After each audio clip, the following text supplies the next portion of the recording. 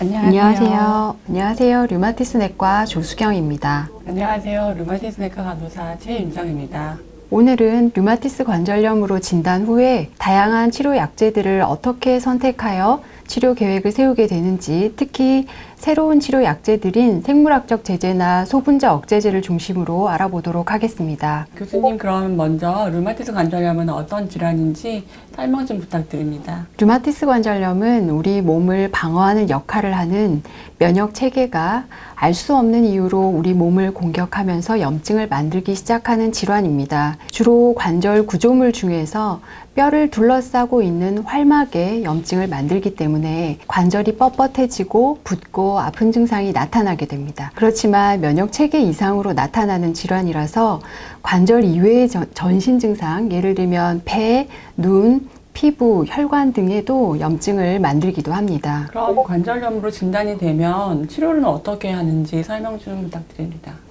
류마티스 관절염은 면역 반응으로 인한 염증이 나타나는 질환이기 때문에 약물을 이용해서 염증을 줄이고 면역 반응을 조절해서 질병의 진행을 막는 것이 치료 목표입니다. 염증을 줄일 수 있는 약제들로 우리가 흔히 소염 진통제라고 부르는 비스테로이드성 항염제나 스테로이드제를 사용하게 되고, 면역 조절 효과가 있는 항류마티스 약제들을 사용하게 됩니다. 항류마티스 약제는 사용 후에 효과가 나타날 때까지 수주에서 수개월가량 시간이 필요하기 때문에 처음에는 염증을 줄이는 약제들을 함께 사용하다가 염증이 조절이 되기 시작하면 비스테로이드성 항염제나 스테로이드제는 점차 줄여나가고 항류마티스제를 유지하게 됩니다. 여러 가지 약제를 이제 한꺼번에 많이 사용하게 되는데, 특히 중요한 그 항류마티스 약제는 어떤 종류들이 있는지요? 대표적인 항류마티스 제제가 주 1회 용법으로 사용하는 메토트렉세이트라는 약제가 있습니다. 먹는 약이 기본인데 이것이 아주 힘든 경우에는 주사로 사용을 하기도 합니다. 이외에도 말라리아 치료제인 하이드록시클로로킨, 설파살라진 등의 약제를 처음 약제로 선택을 하게 되고, 이것이 효과가 부족하거나 부작용이 있을 때 레플루노마이드, 타크롤리무스 같은 면역 억제제들을 사용하기도 합니다. 이런 약제들은 부작용이나 주의사항들이 조금씩 다르기 때문에 환자의 연령, 그리고 환자가 가지고 있는 동반 질환 또는 신장, 간, 폐 기능 등을 종합적으로 판단하고, 또는 환자가 임신 계획이 있는 여성인지 등을 잘 고려를 해서 가장 안전하고 효과적으로 쓸 수 있는 약을 선택하게 됩니다. 요즘에는 생물학적 제제나 소분자 억제제 같은 새로운 약제도 많이 나와 있는 걸로 알고 있습니다. 새로운 치료 방법은 어떤 게 있는지요? 최근에는 주사제로 개발된 생물학적 제제들도 많이 사용을 하고 있습니다. 생물학적 제제라는 그 이름은 생물체에서 유래한 물질이나 혹은 생물체를 이용하여 만든 물질로 항원 항체 반응 등을 이용해서 어떤 특정 염증 유발 물질이나 세포를 표적으로 해서 치료 효과를 나타내는 약제입니다. 그래서 약제의 기전을 중심으로 조금 더 상세히 설명해 보자면, 염증 유발 물질들 중에서도 종양괴사인자라는 물질을 표적으로 하여 하는 억제제, 그리고 인터루킨6 억제제 같은 것들이 있고, T세포 억제제, B세포 억제제로 분류해 볼 수 있겠습니다. 그리고 이런 주사 약제들은 용법들이 조금씩 달라서 스스로 주사하는 약제들이 있고, 정맥 주사를 할 수도 있습니다. 또 주사 간격도 주 1회 혹은 2주에 한 번, 4주에 한 번으로 다양하게 있습니다. 최근에는 또 생물학적 제제 이외에도 소분자 억제제라는 먹는 약들도 많이 개발이 되어서 사용이 되고 있습니다. 이 약제들은 세포 내의 염증 물질들의 신호 전달에 관여하는 야누스키나제라는 특정 물질을 표적으로 해서 염증 조절을 하기 때문에 이 기전이 생물학적 제제와 유사하지만, 이것이 항체나 생물학적 물질이 아닌 분자량이 작은 화합물의 형태로 개발이 되어서 경구 복용이 가능하다는 가장 큰 차이점이 있습니다. 이러한 이제 다양한 표적 치료제들은 약제의 기전, 그리고 주로 나타나는 부작용, 그리고 용법 등을 고려해서 환자와 잘 상의를 해서 약제 선택을 하게 됩니다. 그럼 이런 약제들은 모든 환자들한테 소양이 가능할까요?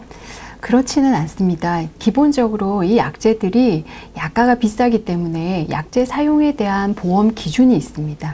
담당 의사가 항류마티스 제제를 충분히 사용을 하였으나 약물의 효과가 불충분하거나 부작용으로 사용이 힘들다고 판단한 경우에 보험 기준에 부합하는지를 검토해서 사용을 결정하게 됩니다. 이 진료실에서 환자에게 이 생물학적 제제나 소분자 억제제가 필요하다고 판단이 되면 이 환자의 건강 상태, 동반 질환, 그리고 가지고 계시는 병력 등을 고려해서 환자가 선호하는 약제 사용법 이런 것들도 함께 생각해서 상의 후에 약제 사용을 결정하게 됩니다.